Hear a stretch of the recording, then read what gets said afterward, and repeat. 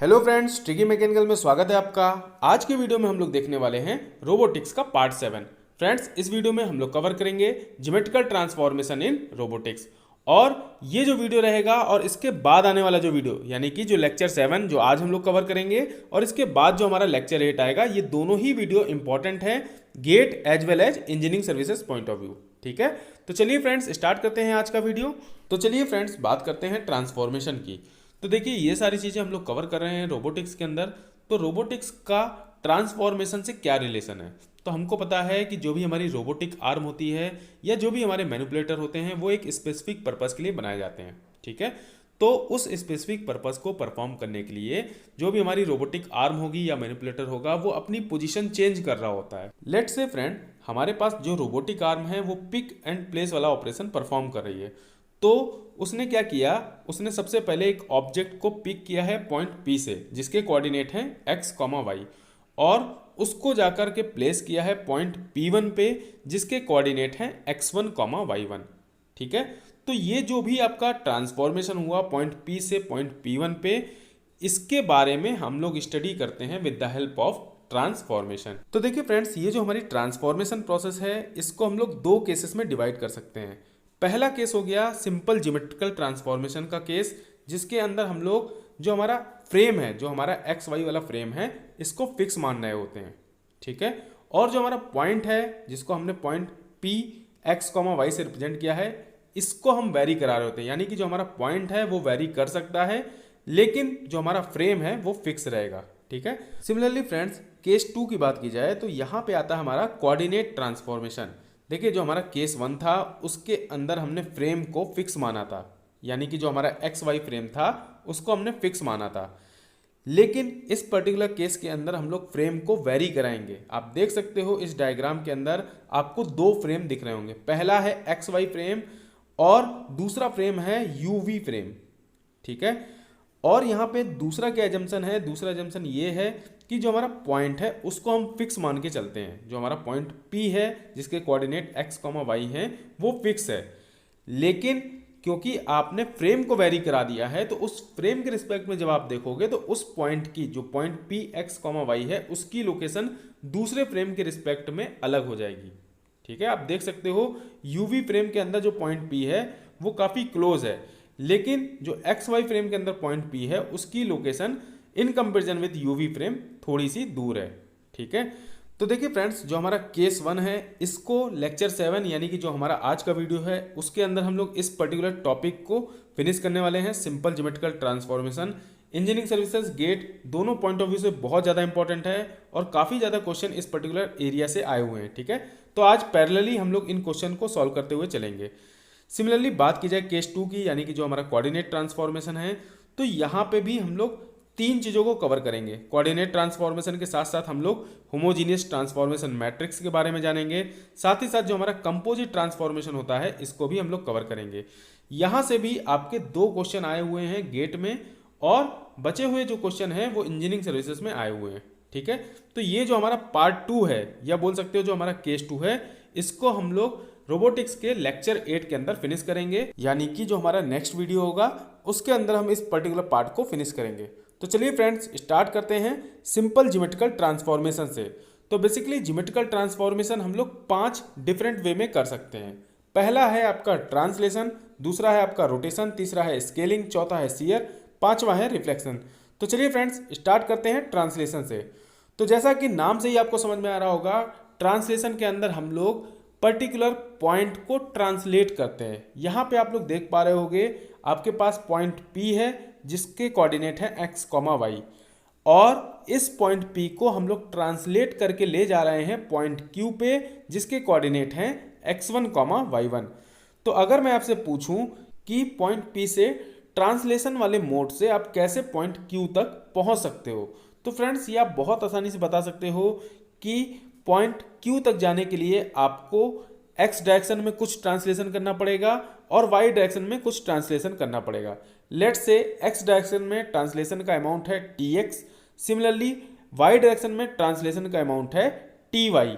ठीक है, तो देखिए फ्रेंड्स, अगर आपको tx और ty नोन है उस केस में आप लोग पॉइंट Q के कोऑर्डिनेट को इवेल्युएट कर सकते हो। ठीक है, तो देखिए क्या हो जाएगा, पॉइंट क्यू के कोऑर्डिनेट है x1, y1। तो x1 की बात करते हैं, x1 क्या हो जाएगा, x1 हो जाएगा हमारा x प्लस tx क्या है, x डायरेक्शन में ट्रांसलेशन अमाउंट।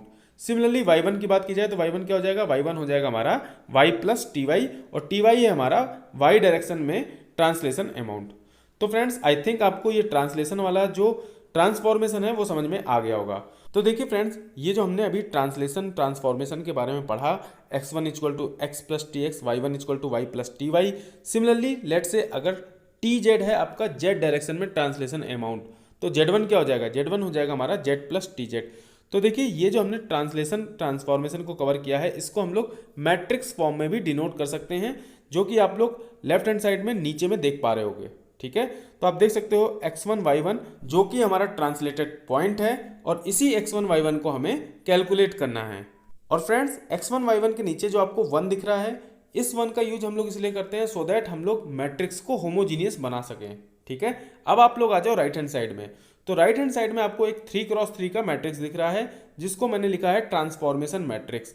बेसिकली आप इस मैट्रिक्स में देख सकते हो 1 0 tx, 0 1 ty और 0 0 1। तो यहाँ पे भी आपको जो लास्ट 3x3 वाले में जो आपको लास्ट रो दिख रही है 0 0 1, इसका भी यूज हमने सिर्फ इसलिए किया है सो दैट हम लोग इस मैट्रिक्स को होमोजीनियस बना सकें। ठीक है, और tx ty ऑलरेडी आप लोग जानते हो। सिमिलरली फ्रेंड्स 3x3 मैट्रिक्स के राइट हैंड साइड में आपको दिख रहा होगा ओल्ड पॉइंट, जिसको मैंने रिप्रेजेंट किया है x y और 1 से। 1 क्यों किया है, सो दैट हम लोग मैट्रिक्स को होमोजीनियस बना सकें। ठीक है, तो फ्रेंड्स जब आप इस मैट्रिक्स को ओपन करोगे तो आपको एग्जैक्टली सेम फॉर्मूला मिल जाएगा जो कि हमने ऑलरेडी कवर किया है, यानी कि जो x1 equal to X plus T X, y1 equal to Y plus T Y, ये फॉर्मूला आप लोग इस मैट्रिक्स से अटेन कर सकते हो। बेसिकली आपको दोनों चीज़ें आनी जरूरी हैं, इसलिए आप लोग अपने शॉर्ट नोट्स में दोनों चीज़ों को नोट डाउन करके चलो। ठीक है, तो चलते हैं नेक्स्ट स्लाइड में। तो देखिए फ्रेंड्स, यहाँ हम लोग बात करेंगे 3D ट्रांसलेशन की, या आप बोल सकते हो 3D ट्रांसफॉर्मेशन की। तो हमने अभी तक 2D के अंदर देखा था कि x1 हमने कैसे कैलकुलेट किया था, x1 equal to X plus T X. Similarly हमने y1 को कैलकुलेट किया था y प्लस टी वाई, और मैंने आपको बताया था z1 भी आप एग्जैक्टली सेम वे में कैलकुलेट कर सकते हो, z1 equal to Z plus T Z. तो आप देख सकते हो मैंने यहाँ पे मैट्रिक्स फॉर्म में इस 3D ट्रांसफॉर्मेशन को रिप्रेजेंट किया है। तो देखिए फ्रेंड्स, इस पर्टिकुलर मैट्रिक्स को भी आप सिमिलर वे में कोरिलेट कर सकते हो, जैसा हमने 2D ट्रांसफॉर्मेशन के अंदर देखा था। वहां हमने देखा था x1 y1 और 1, यहाँ पे हमने z1 को इंक्लूड कर लिया है। तो हमारा जो कोऑर्डिनेट है लेफ्ट हैंड साइड में आपको दिख रहा होगा, वो क्या है, x1 y1 z1 और 1। यही हमारा ट्रांसलेटेड पॉइंट है जिसको हमें कैलकुलेट करना है। ठीक है, अब आप राइट हैंड साइड में आओ तो आपको मैट्रिक्स दिख रही होगी 1 0 0 tx, similarly 0 1 0 ty, similarly 0 0 1 tz, और लास्ट में है 0 0 0 1। क्यों है ऐसा, क्योंकि हमने इस मैट्रिक्स को होमोजीनियस बनाया है। ठीक है, और इसके भी राइट हैंड साइड में आपको दिख रहा होगा ओल्ड पॉइंट, जिस पॉइंट को हमें कैलकुलेट करना है। ठीक है, तो फ्रेंड्स बेसिकली आप लोग इस फॉर्मूले को अच्छे से समझ गए होंगे, और जो मैट्रिक्स का फॉर्मेशन है आई थिंक वो भी आपको बहुत अच्छे से समझ में आ गया होगा। तो चलिए फ्रेंड्स, इंजीनियरिंग सर्विसेज 2020 में इस पर्टिकुलर टॉपिक से एक क्वेश्चन आया था, उसको सॉल्व कर लेते हैं। तो देखिए फ्रेंड्स, क्वेश्चन कह रहा है for the vector v equal to 25i plus 10j plus 20k। तो यानी जो आपका x कोऑर्डिनेट है वो हो गया आपका 25, y कोऑर्डिनेट हो गया 10, और जो हमारा z कोऑर्डिनेट हो गया वो हो गया 20। ठीक है, perform a translation by a distance of 8 in the x direction, 5 in the y direction and 0 in the z direction. The translated vector hv will be।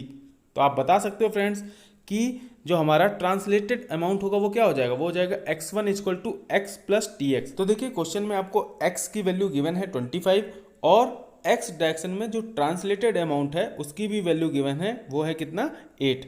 ठीक है, तो 25 में आप डायरेक्टली 8 को ऐड कर दोगे तो आपको x1 कोऑर्डिनेट का पॉइंट मिल जाएगा, वो क्या हो जाएगा 25 प्लस 8 यानी कि 33।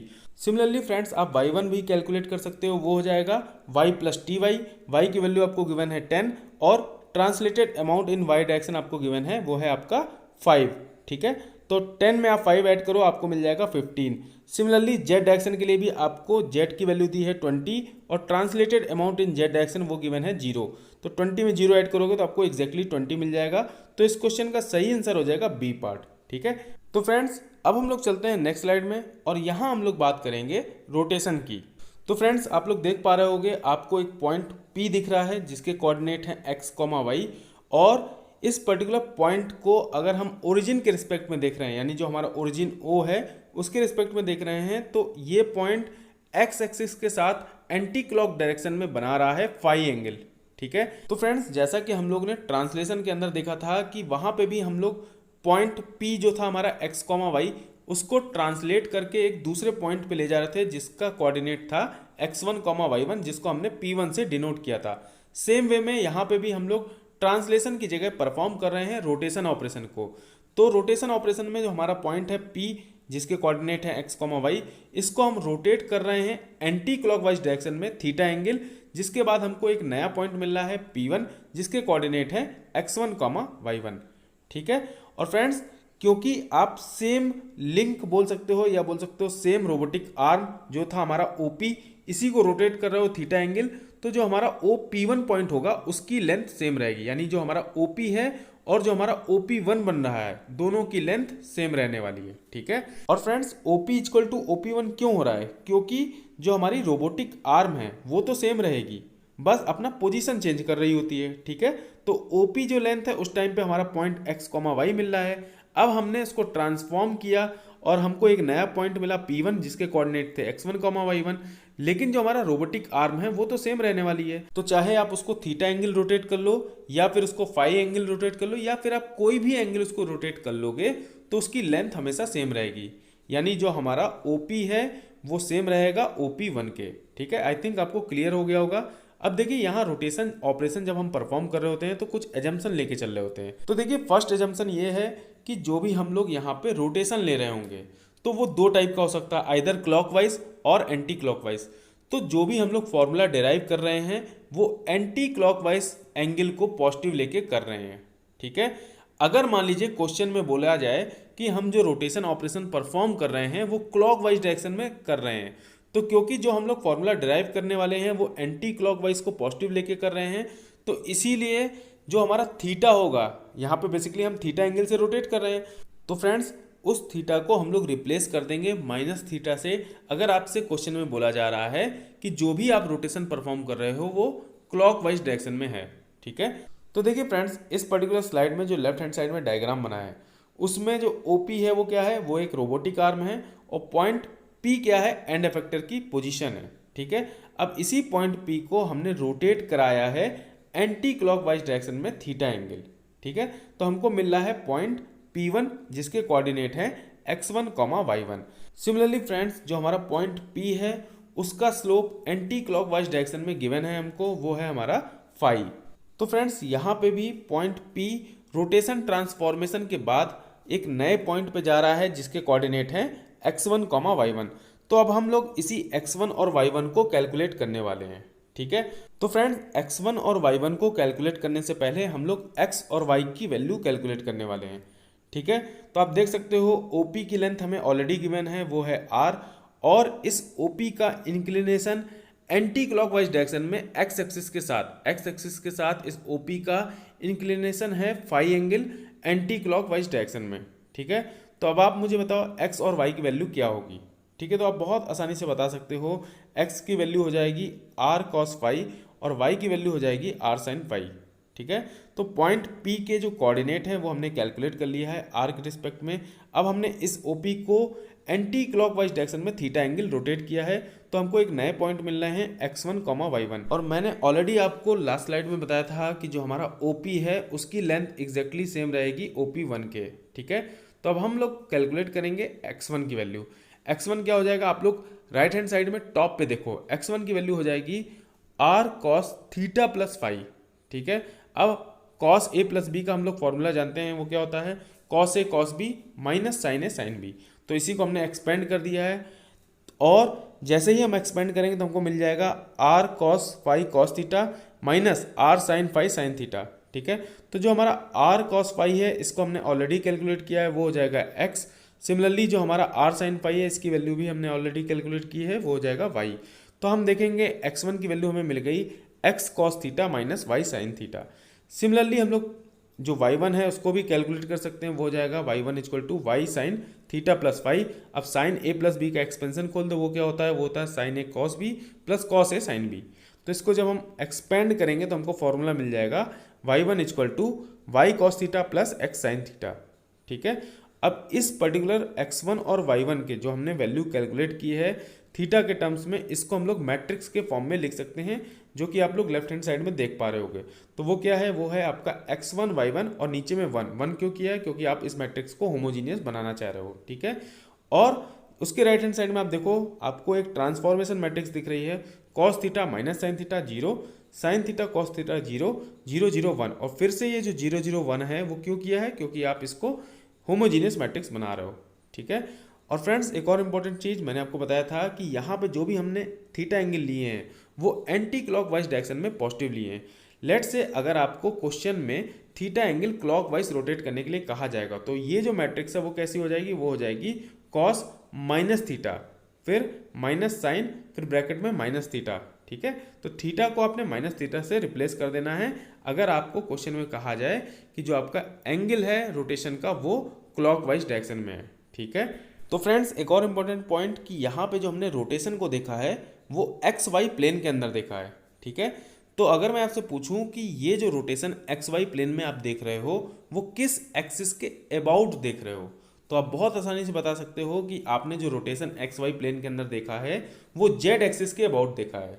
ठीक है, तो एक और इम्पॉर्टेंट चीज़ यहाँ से निकल के आती है कि जिस एक्सिस के अबाउट रोटेशन होगा उस एक्सिस के कोऑर्डिनेट चेंज नहीं होने वाले हैं।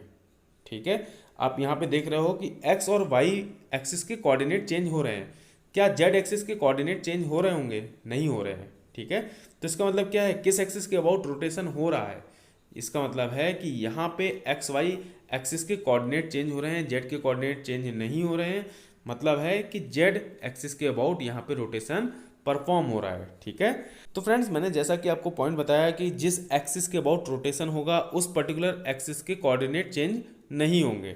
ठीक है, ये आपको 3D रोटेशन में बहुत ज़्यादा काम आने वाला है। ठीक है, लेट से आपने एक्स एक्सिस के अबाउट रोटेशन दिया है, तो उस पर्टिकुलर केस में एक्स एक्सिस के जो कोऑर्डिनेट होंगे वो चेंज नहीं होने वाले हैं।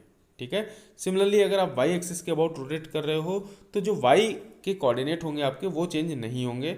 सिमिलरली अगर आपने जेड एक्सिस के अबाउट रोटेशन दिया है तो जो आपका जेड कोऑर्डिनेट होगा, जो भी हमारा पॉइंट था X comma Y comma Z, उसमें जो जेड पॉइंट होगा उसके कोऑर्डिनेट चेंज नहीं होंगे अगर आप जेड एक्सिस के अबाउट रोटेशन परफॉर्म कर रहे हैं। ठीक है, तो देख सकते हैं फ्रेंड्स यहाँ पे इस पर्टिकुलर स्लाइड के अंदर सबसे पहले आरजेड थीटा का मतलब क्या है कि जो हम रोटेशन परफॉर्म कर रहे हैं वो जेड एक्सिस के अबाउट परफॉर्म कर रहे हैं। तो मैंने आपको बताया था कि अगर हम लोग जेड एक्सिस के अबाउट रोटेशन परफॉर्म करेंगे तो जेड एक्सिस के जो भी कोऑर्डिनेट होंगे उनमें कोई चेंज नहीं आएगा। ठीक है, सिमिलरली फ्रेंड्स जैसे हमने देखा रोटेशन जेड एक्सिस के अबाउट, सिमिलर वे में हम लोग परफॉर्म कर सकते हैं एक्स एक्सिस के अबाउट। तो एक्स एक्सिस के अबाउट जब हम रोटेशन परफॉर्म करेंगे तो उसमें जो हमारे एक्स एक्सिस के कोऑर्डिनेट हैं उनमें कोई चेंज नहीं आने वाला है। ठीक है, तो आप राइट हैंड साइड में देख सकते हो आर एक्स थीटा में जो एक्स एक्स वाला एलिमेंट है वो है 1। सिमिलरली जैसे हमने देखा था आर जेड थीटा में, यानी जब हम जेड एक्सिस के अबाउट रोटेशन कर रहे थे तो हमारा जो जेड जेड एलिमेंट है, यानी जो हमारा जेड वाला एलिमेंट है उसमें कोई चेंज नहीं आता है, इसलिए हमने उसको 1 रिप्रेजेंट किया हुआ है। ठीक है, सिमिलर वे में हमने जेड देख लिया, एक्स एक्सिस के अबाउट रोटेशन को देख लिया, अब वाई एक्सिस के अबाउट रोटेशन को देख रहे हैं। तो फ्रेंड्स वाई एक्सिस में मैंने वेरी इंपॉर्टेंट लिखा हुआ है, क्यों लिखा है, क्योंकि यहाँ पे आपको एक मैट्रिक्स अलग दिख रही है। देखिए जो हमारा वाई एक्सिस में है क्या है, कॉस थीटा, फिर 0, फिर है आपका साइन थीटा, यहाँ माइनस साइन थीटा नहीं है, जबकि अभी तक हमने जितने पढ़े R Z theta, R X theta, तो वहाँ पे कॉस थीटा के बाद आ रहा था माइनस साइन थीटा, यहाँ पे नहीं आ रहा है क्योंकि जब हम फॉर्मूला को डिराइव करते हैं तो यहाँ पे हमको माइनस साइन थीटा वाला टर्म नहीं मिलता है। ठीक है, तो फ्रेंड्स आप लोग तीनों रोटेशन के फॉर्मूले जो भी हमने देखा एक्स एक्सिस के अबाउट, वाई एक्सिस के अबाउट और जेड एक्सिस के अबाउट रोटेशन के फॉर्मूले देखे हैं, उनको आप लोग as it is note down कर लो, ये काफ़ी ज़्यादा इंपॉर्टेंट है। बेसिकली हम लोग को 3 ट्रांसफॉर्मेशन की बात की जाए तो ये बहुत ज़्यादा इंपॉर्टेंट होते हैं। पहला है आपका रोटेशन, दूसरा है आपका रिफ्लेक्शन, तीसरा है आपका ट्रांसलेशन। ठीक है, और फ्रेंड्स आप लोग यहाँ पे एक और ऑब्जर्वेशन देख सकते हो, जब हमने जेड एक्सिस के अबाउट रोटेशन किया यानी जो हमारा आर जेड थीटा है, इसमें जो हमारा जेड जेड एलिमेंट है वो हो गया 1, क्योंकि इसका कोऑर्डिनेट चेंज नहीं होगा क्योंकि हमने जेड एक्सिस के अबाउट रोटेशन किया है। अब इस जेड जेड से आप क्या करो, एक वर्टिकल लाइन ड्रॉ करो और एक हॉरिजॉन्टल लाइन ड्रॉ करो। इस वर्टिकल लाइन के अलोंग जो बचे हुए एलिमेंट होंगे वो होंगे 0। सिमिलरली इस हॉरिजॉन्टल लाइन के अलोंग जो बचे हुए एलिमेंट होंगे वो हो जाएंगे 0। सेम वे में आप देख सकते हो आर एक्स थीटा में जो हमारा एक्स एक्स एलिमेंट है वो हो गया 1। अब इस 1 पॉइंट से आप ड्रा करो एक हॉरिजॉन्टल लाइन एक वर्टिकल लाइन, इस पर्टिकुलर लाइन के अलोंग जितने भी एलिमेंट रहेंगे वो हो जाएंगे 0। सिमिलर वे में आप देख सकते हो आर वाई थीटा में, आर वाई थीटा में जो हमारा वाई वाई एलिमेंट है वो हो गया आपका 1। अब इस 1 वाले पॉइंट से आप ड्रॉ करो एक हॉरिजॉन्टल लाइन एक वर्टिकल लाइन, इन पर्टिकुलर लाइन के अलोंग जितने भी एलिमेंट आएंगे उनकी वैल्यू हो जाएगी 0। तो फ्रेंड्स आप इस वे में भी फॉर्मूले को याद कर सकते हो। तो फ्रेंड्स अब हम बात करते हैं 3D रोटेशन की। 3D रोटेशन एग्जैक्टली सेम है जैसे हमने 2D रोटेशन को सीखा था। यहाँ पे भी क्या है, आपको जो पॉइंट है x, y, z ये रोटेट होके जा रहा है एक दूसरे पॉइंट पे जिसके कोऑर्डिनेट है x dash y dash z dash, ठीक है। तो आप जब इसको मैट्रिक्स फॉर्म में लिखोगे वो क्या हो जाएगा, x dash y dash z dash, फिर आपने 1, क्यों आपने 1 किया, 1 हम लोग यूज करते हैं सो दैट हम लोग मैट्रिक्स को होमोजीनियस बना सकें, ठीक है। अब यहाँ पे जो हम रोटेशन परफॉर्म करने वाले हैं वो जेड एक्सिस के अबाउट रोटेशन कर रहे हैं, तो हमारा जो जेड एक्सिस के अलोंग कोऑर्डिनेट रहेगा वो क्या रहेगा 1, क्योंकि उसमें कोई चेंज नहीं होगा, ठीक है। तो देखिए हमने जेड एक्सिस के अबाउट रोटेशन किया, तो जो हमारा जेड जेड एलिमेंट है वो हो गया 1। अब इससे एक हॉरिजॉन्टल लाइन ड्रॉ करो और एक वर्टिकल लाइन ड्रॉ करो, तो इस पर्टिकुलर लाइन के अलोंग जितने भी एलिमेंट रहेंगे वो क्या हो जाएंगे 0, ठीक है। तो फ्रेंड्स आप देख सकते हो फॉर्मूला एग्जैक्टली सेम है जो हमने 2D के अंदर देखा था जेड एक्सिस के अबाउट रोटेशन का। तो फ्रेंड्स मैंने यहाँ पे आपको जेड एक्सिस के अबाउट 3D रोटेशन का फॉर्मूला लिख के दिया है, सेम वे में आप लोग वाई और एक्स एक्सिस का खुद से लिख सकते हो, ठीक है। तो चलते हैं फ्रेंड्स नेक्स्ट स्लाइड में और वहाँ पे हम लोग प्रीवियस ईयर में आए हुए क्वेश्चन को सॉल्व करने वाले हैं। तो देखिए फ्रेंड्स ये क्वेश्चन गेट 2019 का है। The position vector OP of point P की वैल्यू गिवन है 20,10 इज रोटेटेड एंटी क्लॉकवाइज। हमेशा आप लोग कोई भी रोटेशन का क्वेश्चन है पहले ये चेक करो कि वो क्लॉकवाइज रोटेशन दे रहा है या एंटी क्लॉकवाइज। तो एंटी क्लॉकवाइज है तो थीटा हम लोग लेंगे पॉजिटिव, अगर क्लॉकवाइज रहता तो उसको हम लोग निगेटिव लेते, ठीक है। हम लोग ने फॉर्मूला एंटी क्लॉकवाइज के हिसाब से ड्राइव किया है, ठीक है। तो आप देख सकते हो थीटा हो गया 30 degree such that point P occupies position Q। Same way में जो रोटेशन में हमने देखा था कि पॉइंट P था जिसके कोऑर्डिनेट x, y थे। अब इसी पॉइंट को जब हम लोग theta degree anti clockwise direction में रोटेट करेंगे तो हमको एक नया पॉइंट मिलता है पॉइंट Q जिसके कोऑर्डिनेट है x डैश, y डैश। तो इसी x डैश, y डैश को हमें कैलकुलेट करना है। तो हम लोग जानते हैं रोटेशन अबाउट जेड एक्सिस, क्योंकि यहाँ पे जितना भी मोशन हो रहा है वो एक्स वाई प्लेन पे हो रहा है, यानी हमको जो रोटेशन फॉर्मूला लगाना है वो किसके अबाउट लगाना है, वो हमें जेड एक्सिस के अबाउट लगाना है, ठीक है। तो आप देख सकते हो फॉर्मूला क्या हो जाएगा, x dash y dash equal to cos theta minus sine theta cos theta और x, y, ठीक है। तो आप जब इसको पुट करोगे फॉर्मूले में तो आपको मिल जाएगा x डैश की वैल्यू 12.32, सिमिलरली y डैश की वैल्यू मिल जाएगी 18.66। तो इस क्वेश्चन का सही आंसर हो जाएगा डी पार्ट। और लेट्स से अगर आपको क्वेश्चन में बोलता है कि जो आपने थीटा डिग्री एंगल रोटेट किया है वो क्लॉकवाइज है, तो आप थीटा में 30 की जगह रिप्लेस कर देते -30 से, ठीक है। फॉर्मूला आपका सेम रहता है cos theta minus sine theta cos theta, लेकिन यहाँ पे जो थीटा हो जाता है वो हो जाता है -30 डिग्री अगर आप लोग क्लॉकवाइज रोटेट कर रहे होते। आई थिंक आपको समझ में आ गया होगा। अब हम लोग चलते हैं नेक्स्ट क्वेश्चन में। तो देखिए फ्रेंड्स ये क्वेश्चन इंजीनियरिंग सर्विसेज 2019 का क्वेश्चन है। Rotate the vector v equal to 5i + 3j + 8k by an angle of 90 degree about the x axis, the rotated vector hv would be, ठीक है। तो यहाँ पे x एक्सिस के about rotation हो रहा है, रोटेशन का जो एंगल है वो गिवन है 90 डिग्री, ठीक है।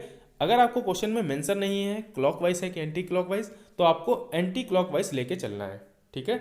अब आप देखिए यहाँ पे x एक्सिस के अबाउट रोटेशन हो रहा है, तो मैंने आपको बताया था कि जिस एक्सिस के अबाउट रोटेशन होगा उसके कोऑर्डिनेट चेंज नहीं होंगे।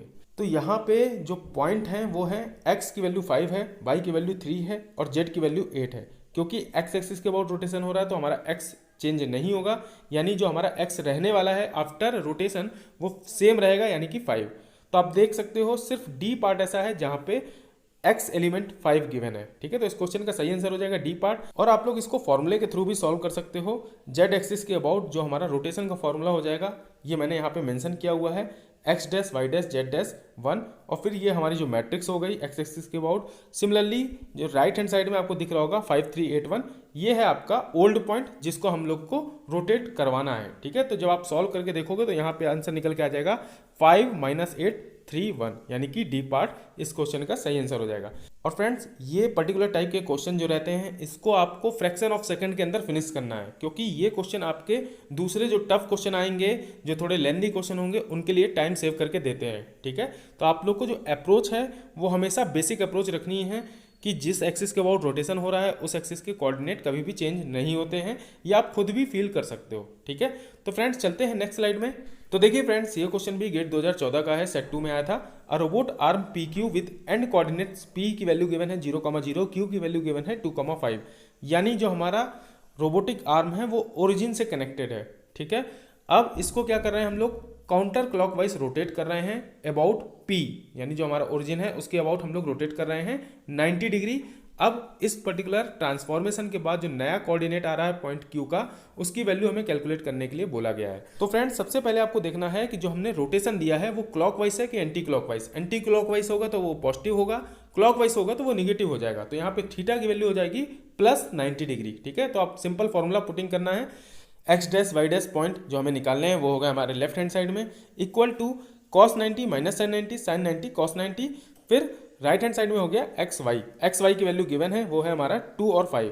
ठीक है, इन सारी चीज़ों को जब हम लोग सॉल्व करेंगे तो हमारा आंसर निकल के आ जाएगा -5 और 2, यानी जो हमारा एक्स डैश है वो हो गया -5, वाई डैश हो गया हमारा 2। तो इस क्वेश्चन का सही आंसर हो जाएगा बी पार्ट। तो फ्रेंड्स आई थिंक आपने देख लिया होगा कि जो रोटेशन बेस्ड क्वेश्चन आए हैं वो बहुत ही सिंपल हैं।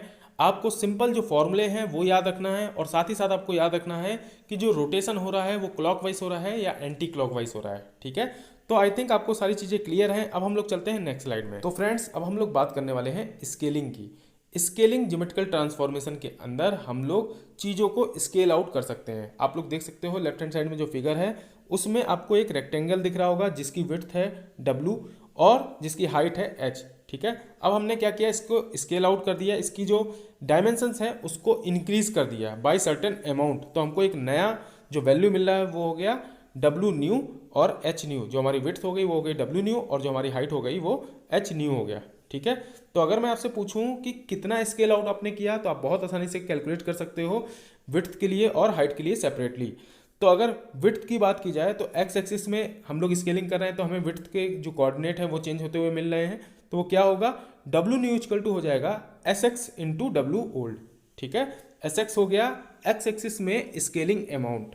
सिमिलर वे में वाई एक्सिस के अबाउट आप स्केलिंग कैलकुलेट कर सकते हो, वो क्या हो जाएगा SY equal to H new divided by H old. ठीक है, तो यहां से भी आप देख सकते हो वाई एक्सिस के अबाउट हाइट थी तो वाई न्यू क्या हो जाएगा, वाई न्यू हो जाएगा आपका SY into Y old. Similarly X new हो जाएगा X ओल्ड इंटू SX, या आप बोल सकते हो SX इंटू X ओल्ड। ठीक है, तो फ्रेंड्स यहाँ पे जो भी हमने ट्रांसफॉर्मेशन किया है X new equal to SX into X old, similarly Y new equal to SY into Y old, इसको हम लोग मैट्रिक्स के फॉर्म में भी लिख सकते हैं। लेट्स से जो हमारे पॉइंट XY है वो चेंज होके X डैश Y डैश हुआ, तो उसको हम लोग कैसे लिखेंगे। तो देखिए सबसे पहले जिस पॉइंट को हमें कैलकुलेट करना है, या बोलिए जो भी हमारे ट्रांसफॉर्म्ड पॉइंट होने वाले हैं उनको हम लोग लेफ्ट हैंड साइड में लिखेंगे, वो हो गया हमारा X डैश Y डैश। ठीक है, ये हमारे न्यू पॉइंट होंगे जिन्हें हमें कैलकुलेट करना है। फिर आप राइट हैंड साइड में आओगे तो आपको सबसे पहले दिख रहा होगा मैट्रिक्स SX 0 0 SY। SX क्या हो गया, एक्स एक्सिस में स्केलिंग अमाउंट, सिमिलरली SY हो गया आपका वाई एक्सिस में स्केलिंग अमाउंट। ठीक है, और राइट हैंड साइड में उसके आप आओगे तो आपको दिख रहा होगा XY जो कि हमारे ओल्ड पॉइंट हैं जिनको हमें स्केल आउट करना है। ठीक है, तो फ्रेंड्स ये तो बात रही हमारे 2 डायमेंशन की।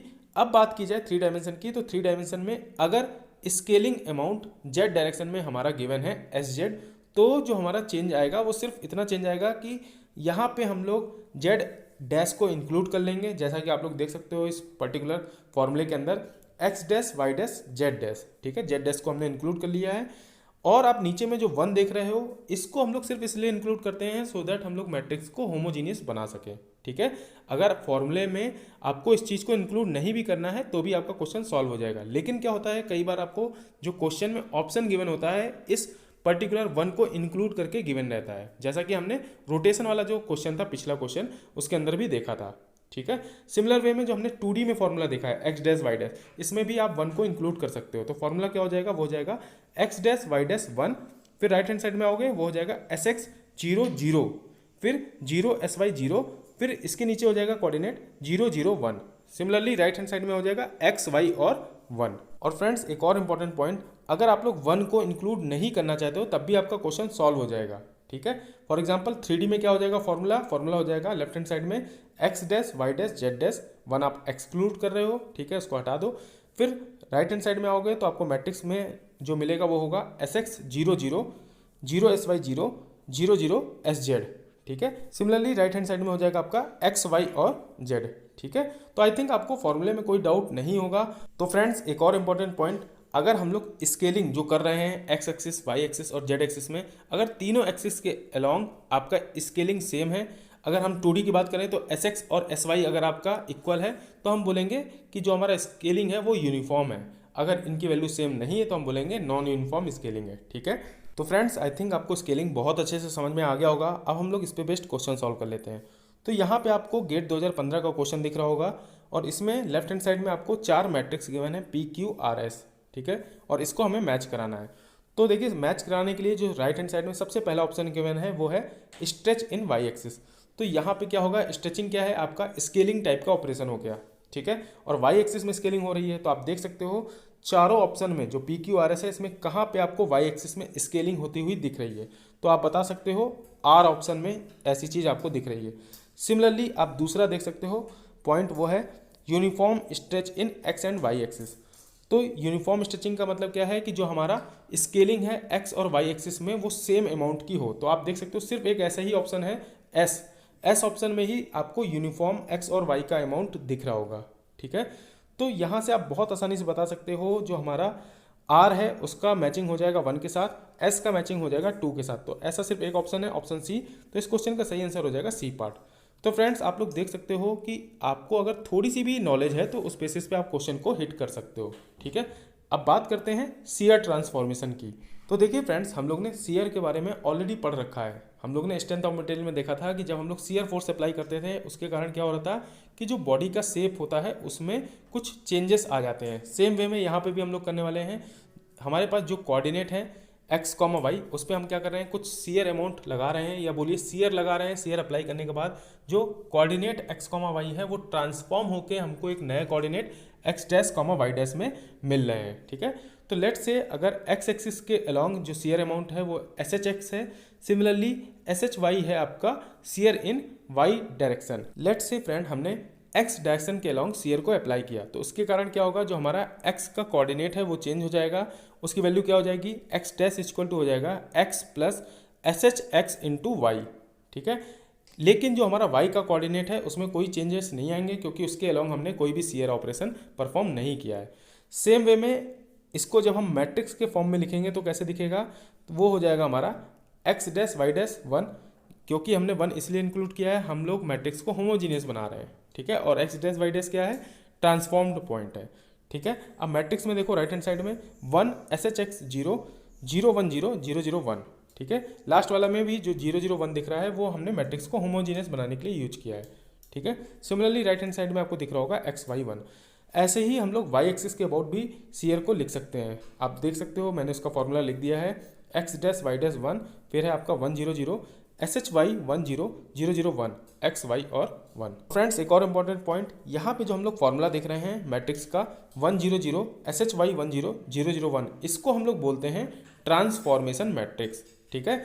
अब देखिए अगर हम लोग सीयर को एक्स और वाई दोनों एक्सिस के अबाउट परफॉर्म करेंगे तो फॉर्मूला क्या हो जाएगा, तब हमारा फॉर्मूला ट्रांसफॉर्मेशन मैट्रिक्स का हो जाएगा 1 S H X S H Y और 1, ठीक है। और इसको होमोजीनियस बनाने के लिए आप क्या कर सकते हो, तब आपका फॉर्मूला हो जाएगा 1 S H X 0 S H Y 1 0 0 0 1। Almost similar transformation matrix जो हमने देखा था सीयर अबाउट एक्स एक्सिस में, फिर सीयर अबाउट वाई एक्सिस में, ठीक है। सिमिलरली फ्रेंड्स 3 डायमेंशन के केस में भी मैंने यहाँ पे 3 फॉर्मूले लिख दिए हैं। अबाउट एक्स वाई प्लेन जो सीयर होगा, similarly about X Z plane shear जो होगा उसको, और अबाउट वाई जेड प्लेन जो सीयर होगा उसके ट्रांसफॉर्मेशन मैट्रिक्स के फॉर्मूले मैंने यहाँ पे आपको दे दिए हैं, ठीक है। सीयर से अभी फिलहाल कोई क्वेश्चन नहीं आया है, लेकिन आने वाले टाइम में क्वेश्चन यहाँ से आ सकता है और बहुत ही सिंपल है, आपको सिर्फ ट्रांसफॉर्मेशन मैट्रिक्स को याद रखना है, ठीक है। तो फ्रेंड्स चलते हैं नेक्स्ट स्लाइड में। तो फ्रेंड्स अब हम लोग बात करते हैं रिफ्लेक्शन ज्योमेट्रिकल ट्रांसफॉर्मेशन की, और ये हमारा लास्ट ज्योमेट्रिकल ट्रांसफॉर्मेशन है, ठीक है।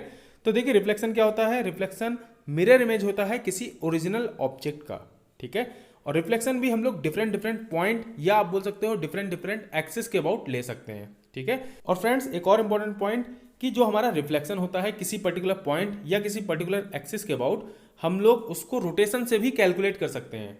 जिस पर्टिकुलर एक्सिस या फिर जिस पर्टिकुलर पॉइंट के अबाउट हमको रिफ्लेक्शन लेना है, उस पॉइंट को, उस एक्सिस को अगर हम लोग 180 डिग्री रोटेट कर दें तो हमको रिफ्लेक्शन का अमाउंट मिल जाएगा, या बोलिए रिफ्लेक्टेड ट्रांसफॉर्मेशन जो कोऑर्डिनेट है वो हमको मिल जाएंगे। ठीक है, तो चलिए फ्रेंड्स बात करते हैं एक्स एक्सिस के अबाउट रिफ्लेक्शन की। तो फ्रेंड्स इस पर्टिकुलर डायग्राम में आप देख पा रहे होंगे आपके पास एक ट्रायंगल है 1 2 3, इसी का हम लोग रिफ्लेक्शन ले रहे हैं एक्स एक्सिस के अबाउट। तो जब हम रिफ्लेक्शन लेते हैं तो हमको मिलता है ट्रायंगल 1 डैश 2 डैश और 3 डैश। ठीक है, तो फ्रेंड्स आप लोग डायग्राम को देख के खुद भी बता सकते हो कि जो आपका 1 2 3 वाला ट्रायंगल है उसको अगर हम लोग एक्स एक्सिस के अबाउट रिफ्लेक्शन लें तो क्या चेंजेस आएगा। तो देखिए जो हमारा एक्स है उसमें तो कोई चेंज नहीं आने वाला है, लेकिन जो हमारा वाई कोऑर्डिनेट होगा वो निगेटिव हो जाएगा। क्यों? क्योंकि जो फोर्थ क्वाड्रेंट होता है वो क्या होता है, फोर्थ क्वाड्रेंट में एक्स की वैल्यू होती है पॉजिटिव और वाई की वैल्यू होती है निगेटिव। ठीक है, तो सेम चीज हो रही है, एक्स डैश हो जाएगा आपका एक्स, वाई डैश हो जाएगा आपका माइनस वाई, और लेट से अगर आपके पास जेड है तो जेड डैश हो जाएगा आपका जेड। ठीक है, तो फ्रेंड्स हम लोग इस पर्टिकुलर जो रिफ्लेक्शन ट्रांसफॉर्मेशन है एक्स एक्सिस के अबाउट, इसको जब हम मैट्रिक्स के फॉर्म में लिखेंगे तो सबसे पहले लेफ्ट हैंड साइड में आपको दिख रहा होगा 3x1 की मैट्रिक्स जो कि है हमारा एक्स डैश वाई डैश और 1। ठीक है, एक्स डैश वाई डैश क्या है आपके ट्रांसफॉर्म्ड कोऑर्डिनेट। ठीक है, अब आप देखो राइट हैंड साइड में आपको मिल रहा होगा 3x3 का मैट्रिक्स, वो है आपका 1 0 0 0 -1 0 0 0 1। ठीक है, सिमिलरली राइट हैंड साइड में आपको दिख रहा होगा xy1, वो है आपका ओल्ड कोऑर्डिनेट, या बोलिए जिस पर्टिकुलर पॉइंट का हमें रिफ्लेक्शन लेना है। ठीक है, सिमिलरली फ्रेंड्स आप लोग इससे जस्ट नीचे देख रहे होंगे आपको सेम चीज मिल रही है x डैश वाई डैश जो कि हमारा न्यू ट्रांसफॉर्म्ड कोऑर्डिनेट होगा। इसके आगे आप देख रहे होगे राइट हैंड साइड में लिखा है 1 0 0 -1। ठीक है, और उसके आगे में लिखा है xy। ठीक है, तो फ्रेंड्स यहाँ पे हम लोग ने दो फॉर्मेट देखे, एक just X dash Y dash 1 वाला फॉर्मेट जो हमने ऊपर में देखा, और नीचे में हम देख रहे हैं एक्स डैश और वाई डैश वाला फॉर्मेट। दोनों फॉर्मेट एग्जैक्टली सेम है, बस जो हमारा ऊपर वाला फॉर्मेट है वो होमोजीनियस फॉर्म है। और कई बार क्या होता है क्वेश्चन में आपको होमोजीनियस फॉर्म में आंसर पूछ रहा होता है, तो वहां पे क्या होगा एक्स डैश वाई डैश ही निकालना है, लेकिन नीचे में आपको 1 भी दिया रहेगा। ठीक है, तो उससे आपको कोरिलेट करना है कि क्वेश्चन में आपको होमोजीनियस फॉर्म में आंसर पूछा जा रहा है। ठीक है, अब बात करते हैं वाई एक्सिस के अबाउट रिफ्लेक्शन की। तो आप देख सकते हो यहाँ पे भी ट्रायंगल 1 2 3 है, इसका जब हम लोग वाई एक्सिस के अबाउट रिफ्लेक्शन लेंगे तो क्या इफेक्ट आएगा, जो हमारा एक्स का कोऑर्डिनेट है वो निगेटिव हो जाएगा, यानी कि एक्स जो है वो हो जाएगा -x, और जो हमारा वाई है वो एग्जैक्टली सेम रहेगा। ठीक है, तो आप देख सकते हो मैंने यहाँ पे डायरेक्ट रिफ्लेक्शन ट्रांसफॉर्मेशन मैट्रिक्स को लिख दिया है। वो क्या है, वो है -1 0 0 1।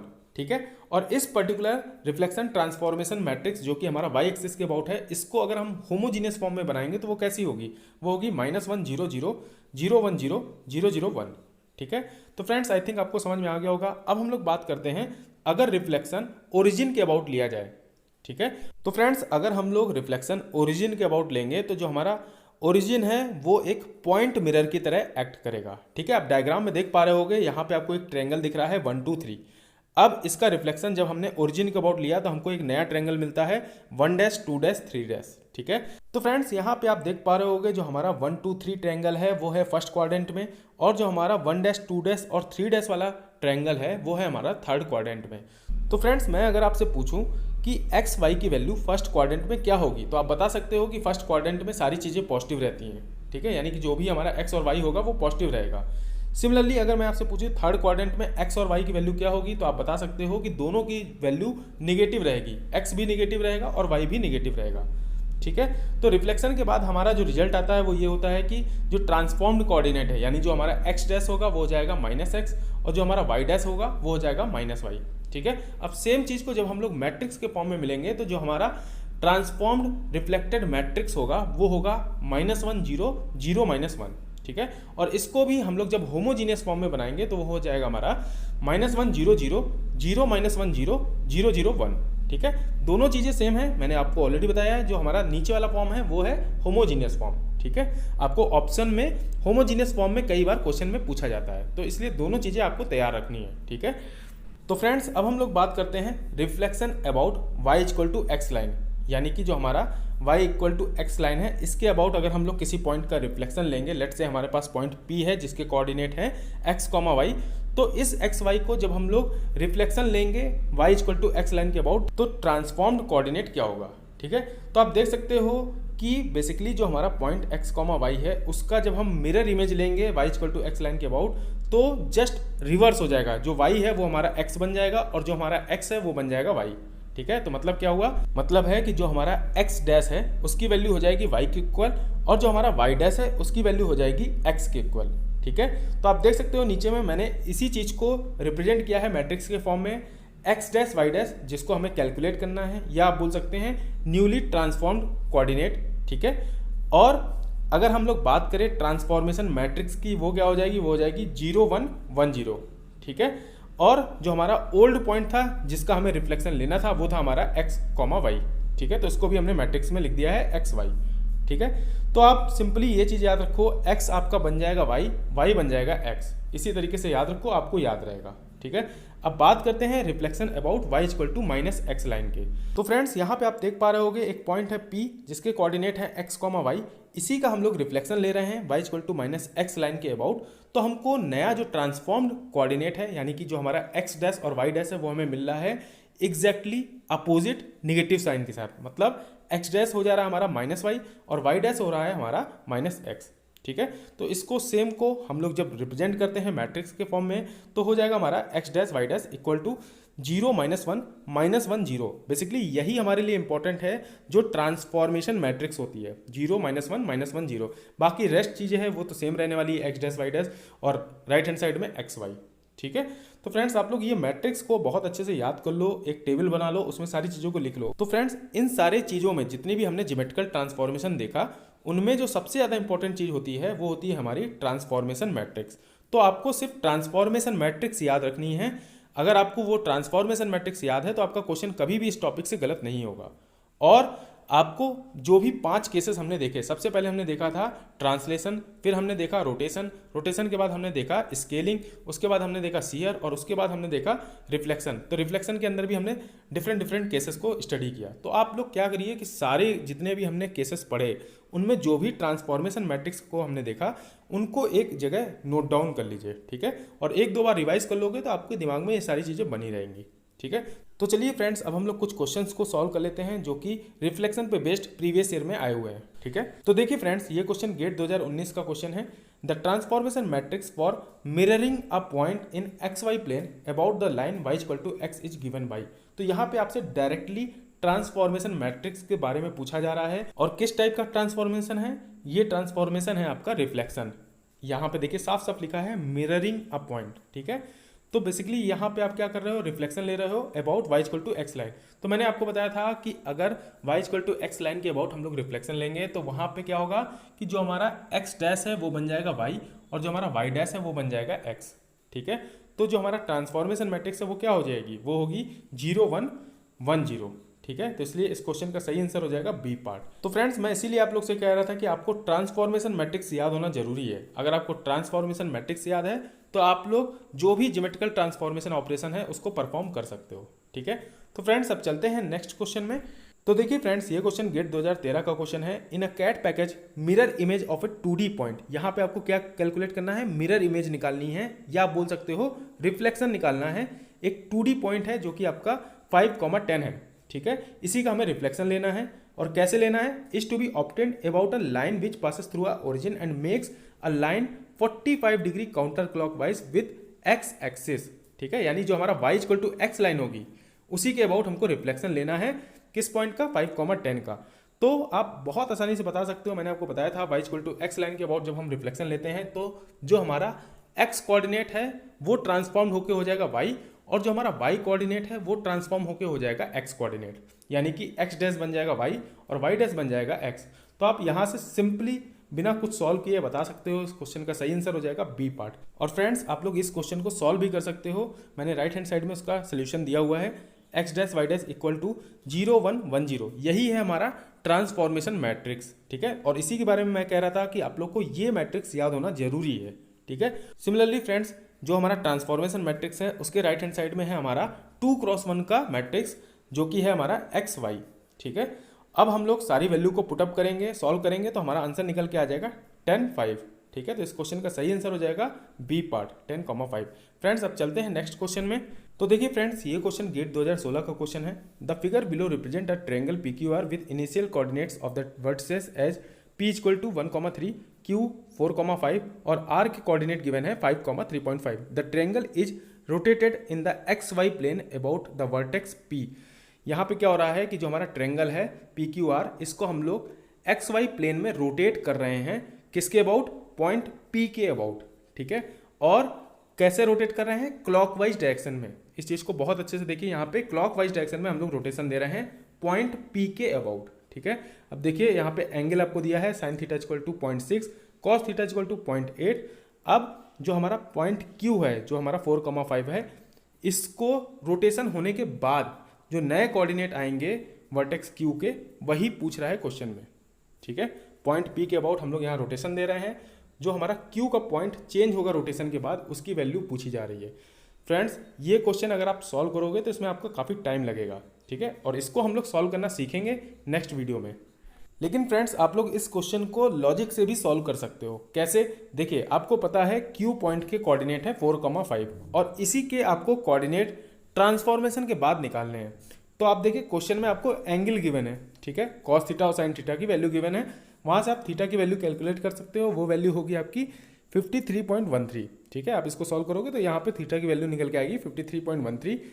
अब आप लोग खुद ही सोचो कि जब हम लोग इस पर्टिकुलर PQ को रोटेट करेंगे क्लॉकवाइज 53 डिग्री, तो क्या हो रहा होगा। तो आप देख सकते हो, मैंने यहाँ पे रिप्रेजेंट किया है Q पॉइंट आपका इस वे में जा रहा होगा कि जो आपके Q पॉइंट का कोऑर्डिनेट है, जो आपका X है, X की वैल्यू है 4 और Y की वैल्यू है 5।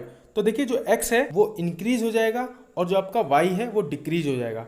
यानी कि ट्रांसफॉर्मेशन के बाद जो हमारे Q के कोऑर्डिनेट है 4,5, उसमें जो 4 की वैल्यू है वो 4 से इंक्रीज होनी चाहिए और जो Y की वैल्यू है यानी कि जो 5 है वो 5 से डिक्रीज होना चाहिए। अब आप लोग ऑप्शन में देखिए तो सिर्फ एक ही ऐसा ऑप्शन है जहां पे कोऑर्डिनेट X का वैल्यू जो है वो इंक्रीज हो रहा है और Y का वैल्यू डिक्रीज हो रहा है। यानी इस क्वेश्चन का सही आंसर होना चाहिए A पार्ट, ठीक है। तो बेसिकली क्या होता है, कई बार आप क्वेश्चन थोड़ा लॉजिक लगा के भी सॉल्व करोगे तो वहां से क्वेश्चन बन जाते हैं, ठीक है। तो फ्रेंड्स, इस पर्टिकुलर क्वेश्चन को हम लोग नेक्स्ट वीडियो में सॉल्व करेंगे। वहां पे हम लोग इस क्वेश्चन को with the help of composite transformation solve करने वाले हैं, ठीक है। तो फ्रेंड्स, मिलते हैं नेक्स्ट वीडियो में। तब तक के लिए हंसते रहिए, मुस्कुराते रहिए। लाइफ में ऑलरेडी बहुत टेंशन है, हम लोग दूर करेंगे मुस्कुरा के। वीडियो अच्छा लगे तो लाइक कीजिएगा और कमेंट करके बताइएगा। Thank you friends.